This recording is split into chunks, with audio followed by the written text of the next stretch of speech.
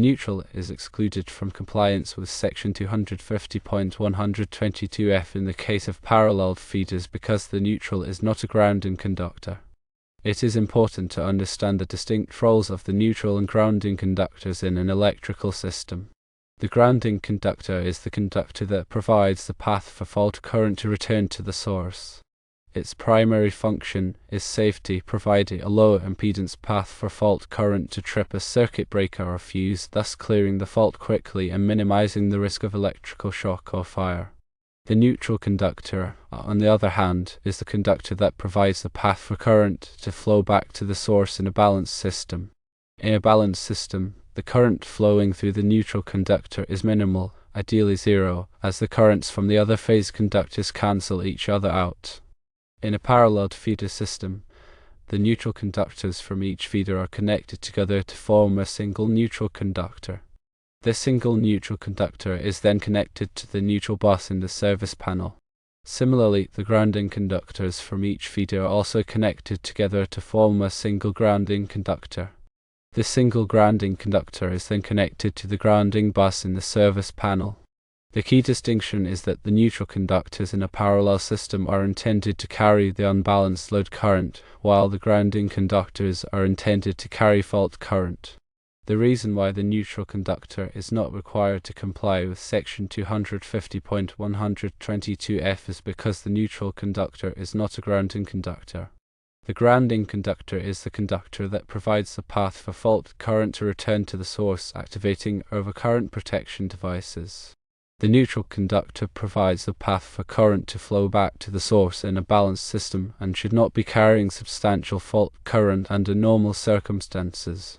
Therefore, the neutral conductor is typically not sized to carry fault current in the same way as the grounding conductor. However, there is an exception to this general rule.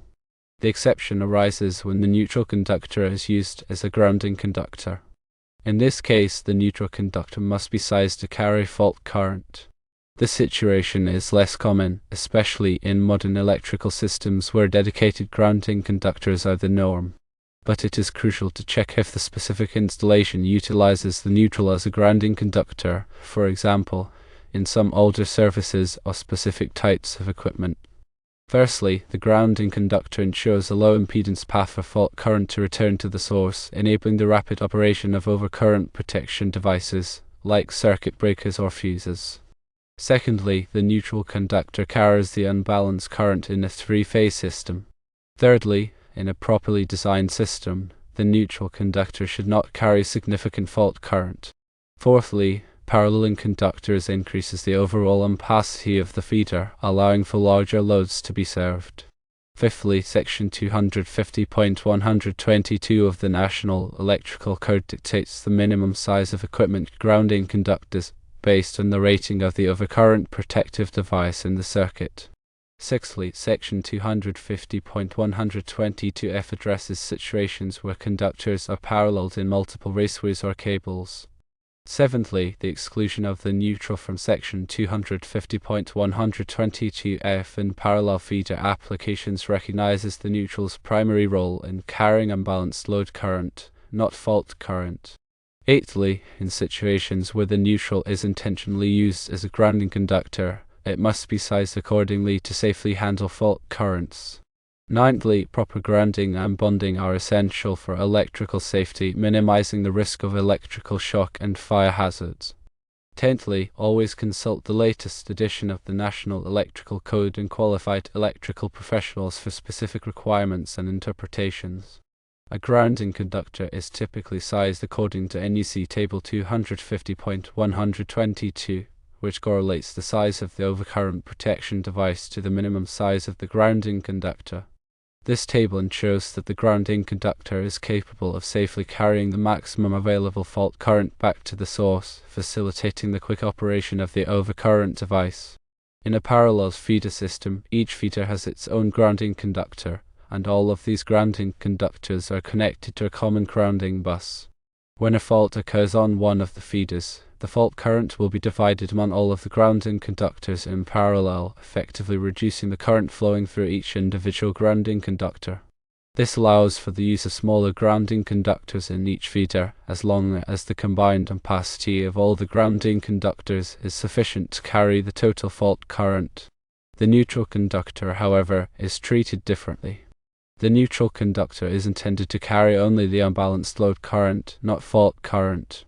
In a balanced three-phase system, the current in the neutral conductor is ideally zero. However, in real-world scenarios, loads are rarely perfectly balanced, and the neutral conductor will carry some amount of current. The neutral conductor in a parallel feeder system is sized based on the calculated unbalanced load, not the available fault current. Therefore, it is not necessary to increase the size of the neutral conductor in accordance with section 250.122f, which is specifically designed for grounding conductors carrying fault current. It is important to note that there may be situations where the neutral conductor is also used as a grounding conductor. For example, in some older systems, the neutral conductor may be bonded to the equipment grounding conductor at the service entrance. In these cases, the neutral conductor must be sized to handle both the unbalanced load current and the available fault current.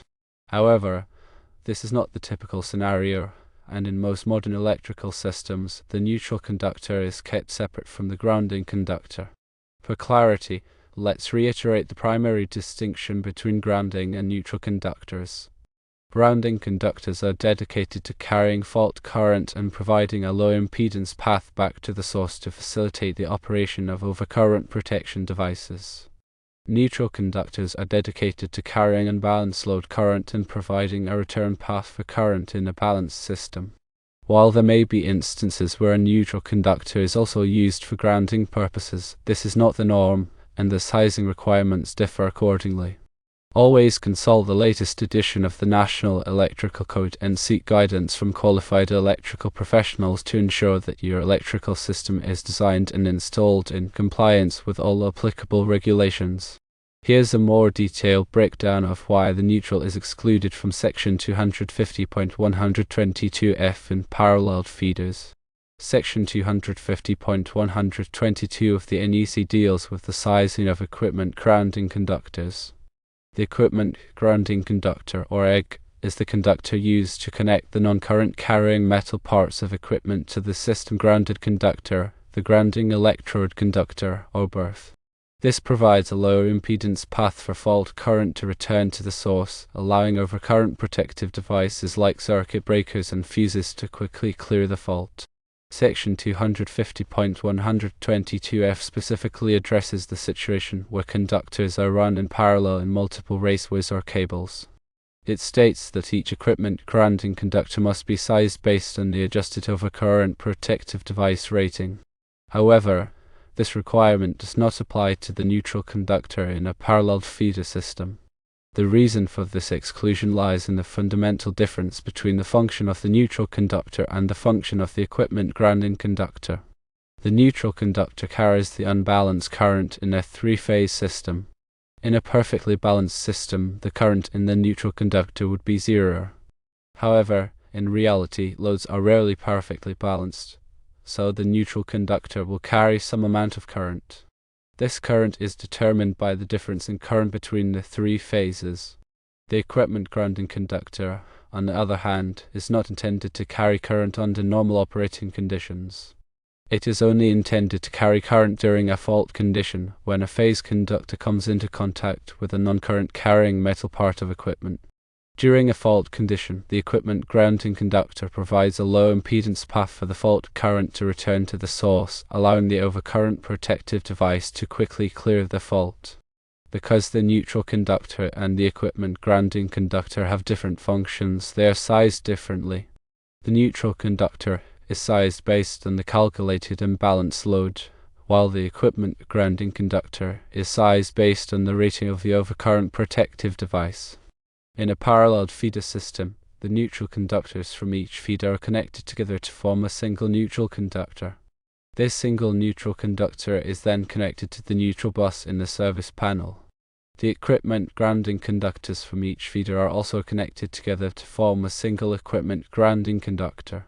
This single equipment grounding conductor is then connected to the grounding bus in the service panel.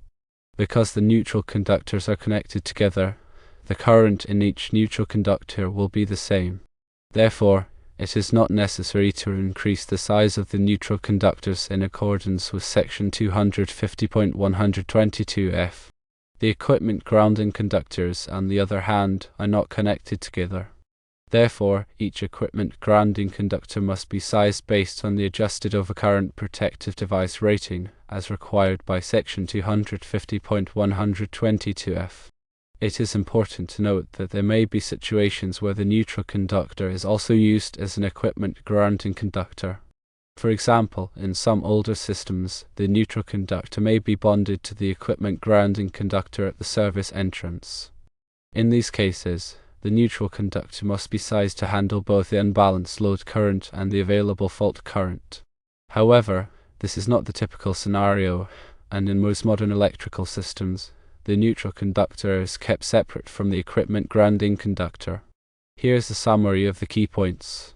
The neutral conductor is excluded from compliance with section 250.122f in parallel feeder systems because it is not an equipment grounding conductor. The neutral conductor carries the unbalanced current in a three-phase system, while the equipment grounding conductor provides a low impedance path for fault current to return to the source. The neutral conductor is sized based on a calculated unbalanced load, while the equipment grounding conductor is sized based on the rating of the overcurrent protective device. In parallel feeder systems, the neutral conductors are connected together, so it is not necessary to increase their size in accordance with section 250.122f. However, if the neutral conductor is also used as an equipment grounding conductor, it must be sized to handle both the unbalanced load current and the available fault current. Always consult the latest edition of the National Electrical Code and seek guidance from qualified electrical professionals to ensure that your electrical system is designed and installed in compliance with all applicable regulations. Considering the practical application of these concepts, it's crucial to understand how to properly size both the neutral and grounding conductors in a parallel feeder system.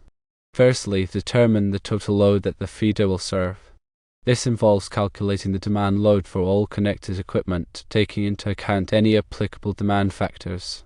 Secondly, calculate the unbalanced load on the neutral conductor. This is the maximum amount of current that the neutral conductor is expected to carry under normal operating conditions. The unbalanced load is typically calculated as the difference between the current in the most heavily loaded phase and the average current on the other phases. Thirdly, size the neutral conductor based on the calculated unbalanced load. The neutral conductor must have an ampacity that is equal to or greater than the calculated unbalanced load. Fourthly, determine the available fault current at the point of supply. This is the maximum amount of fault current the system is capable of delivering during a fault condition. The available fault current is typically determined by the utility company or a qualified electrical engineer. Fifthly, select the appropriate overcurrent protective device for the feeder. The overcurrent protective device must be sized to protect the feeder conductors from overload and short-circuit conditions. The overcurrent protective device must also be sized to interrupt the available fault current at the point of supply. Sixthly, size the equipment grounding conductors based on the rating of the overcurrent protective device. The equipment grounding conductors must be sized in accordance with NEC Table 250.122, which correlates the size of the overcurrent protective device to the minimum size of the equipment grounding conductors.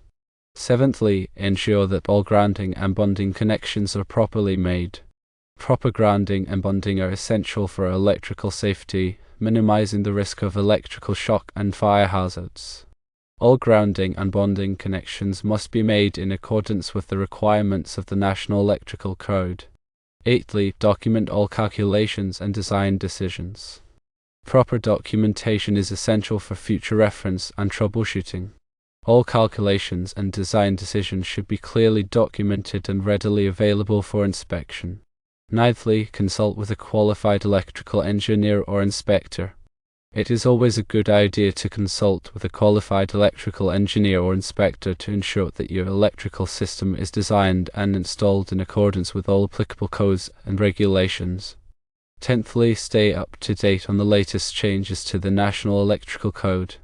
The National Electrical Code is constantly being updated to reflect the latest advancements in electrical technology and safety practices. It is important to stay up to date on these changes to ensure that your electrical system is designed and installed in accordance with the latest requirements.